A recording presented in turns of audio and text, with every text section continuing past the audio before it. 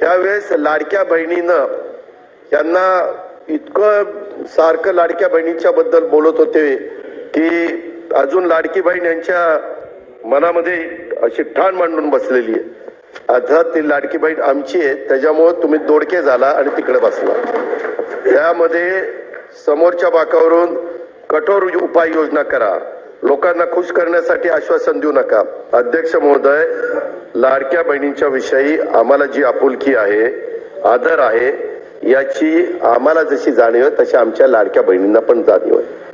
अध्यक्ष महोदय, काहींनी एका गोष्टीची समज झालं पाहिजे, विशेषतः आमचे पटोले साहेब यांनी, आईनंतर जर सर्वात कोणी त्याग करत असेल तर ती बहीण असते. हे तर खरं.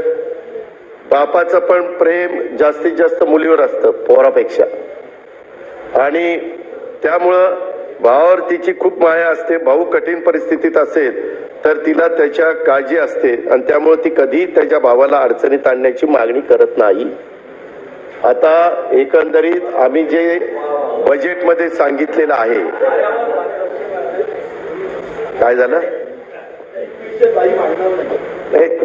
5 वर्ष वडेट्टीवार साहेब, जाहीरनामा किती पुढच्या 5 वर्षाचा असतो ना, 5 वर्षाच्या करता आम्हाला 5 वर्षाकरता निवडून दिले. आम्ही हे देणार आहे. आम्ही कधीच कोणी नाही म्हणलं नाही, मुख्यमंत्री नाही म्हणले नाही, एकनाथ नाही म्हणलं नाही, आदिती नाही म्हणले नाही. तुम्ही तर कोर्टात गेला होता, काहीतरी म्हणले ते बंद करा. काही जण म्हणले चुनावी जुमला आहे. अहो, चुनावी जुमला असताना काल होळीला 3000 रुपये दिले, ही गोष्ट लक्षात ठेवा.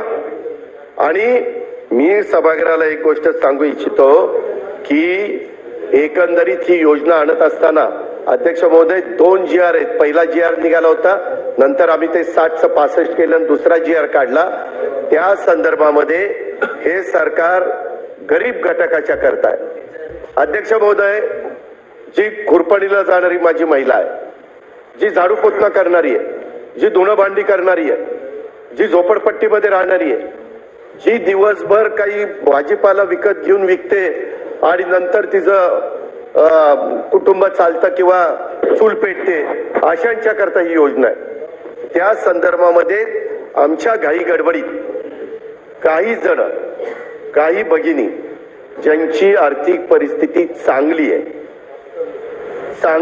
अशा काही लिस्ट मध्ये आल्या.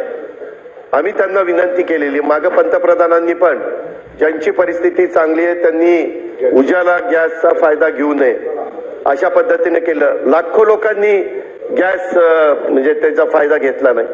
अध्यक्ष महोदय, त्या प्रकारे कधी कधी काही ठिकाणी थोडंसं झालेलं आहे. त्यामध्ये दिलेले पैसे कुणालाही परत घ्यायचे नाहीत. आम्ही कुठल्याही महिलेचे पैसे, भगिनीचे पैसे परत घेणार नाही. ही योजना चालू ठेवणार आहे. या योजनेला जो निधी लागणार आहे तो त्या ठिकाणी देणार आहे. परंतु ही योजना गरीब घटकातल्या महिलांच्या करता आहे. हे पण मी या उत्तराच्या निमित्तानं सभागृहाच्या मार्फत सर्वांना त्या ठिकाणी सांगू इच्छितो. कधी कधी योजना येते, परंतु त्याच्यामध्ये काही गोष्ट लक्षात आल्यानंतर काही आपण दुरुस्ती करतो. आम्ही दुरुस्त करणार आहे, त्याच्यामध्ये बंद करणार नाही. त्याच्यात कुठेही गरीब महिलांच्यावर अन्याय करणार नाही. ज्याला गरज आहे त्यांना 100% आम्ही देणारच. त्याबद्दल तसोबर पण आम्ही कमी त्या ठिकाणी पडणार नाही. आणि या योजनेच्या साठी पुरेसा निधी निश्चितपणे आम्ही देणार आहोत. हे विश्वास मी माझ्या महाराष्ट्रातल्या तमाम बहिणींना या निमित्तानं देऊ इच्छितो. या योजनेचा वेगळा अर्थ जर आपण करायचं म्हटलं तर एक गोष्ट, अध्यक्ष महोदय, काही योजना पुढे आल्यानंतर आम्हाला आठवतंय ही योजना ज्यावेळेस आम्ही दिली त्यावेळेस काही महिलांनी 1500 रुपयाचे ते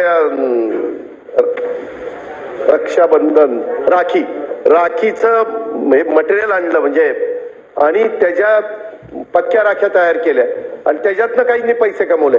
त्या महिला आपण देवेंद्रजी जायचो त्यावेळेस भेटायच्या की आम्हाला 1500चे मला 20,000 रुपये झाले, माझे 18,000 रुपये झाले. त्या पद्धतीनं अर्थमंत्री म्हणून मी, अरे थांबा ना जरा, ऐका ना, झाला ताई, तेच सांगतोय त्यांना. अर्थमंत्री म्हणून मी जेव्हा या योजनेकडे बघतो, यामधून राज्याच्या अर्थव्यवस्थेला भविष्यात काय मिळणार आहे याचा पण विचार मुख्यमंत्री आणि आम्ही सगळेजण करतोय। त्याच्यामध्ये 1500 रुपये थेट रोख रक्कम भगिनीला मिळते। महिला सक्षमीकरणाचं एक मोठं पाऊल आहे। परवाच विधान परिषदेमध्ये आमचे गटनेते प्रवीण दरेकरांनी एक घोषणा केली, लाडकी बहीण योजनेचं अकाउंट उघडणाऱ्या बहिणींना मुंबई बँक 10 ते 25 हजार रुपयाचं कर्ज देणार आहे आणि त्याला 1,500चा हप्ता, आपला जो हप्ता आधी ती त्यांना जाणार आहे तो त्यांनी त्या बँकेत भरायचा आणि त्यांना त्यांच्याप्रमाणे कुणाला 10,000 कुणाला 25,000। आणि राज्यात महिला आर्थिक विकास महामंडळासारखी संस्था आहे जिला सहकारी बँका आणि त्याच्यामध्ये आहेत। मी आपल्या सर्वांना एक नम्रतापूर्वक आवाहन करू इच्छितो की ज्या महिला छोटा मोठा व्यवसाय सुरू करायचा आहे त्यांच्यासारखी लाडकी बहीण योजनेत जोडून कर्ज योजना तुम्ही काढा, म्हणजे ही योजना केवळ मदतीची राहणार नाही, त्यामधून महिलांचं सक्षमीकरण करण्याच्या बाबतीत आणखी एक पाऊल त्या ठिकाणी पुढे टाकलं जाईल। आणि माझ्या माहितीप्रमाणे नागपूरला, विदर्भात तशा पद्धतीनं नागपूरलाच केलं गेलेलं आहे, कारण हा थोडका पैसा नाही। अध्यक्ष महोदय, 45,000 कोटी रुपये आज महिलांच्या हातामध्ये जातात 12 महिन्यामध्ये।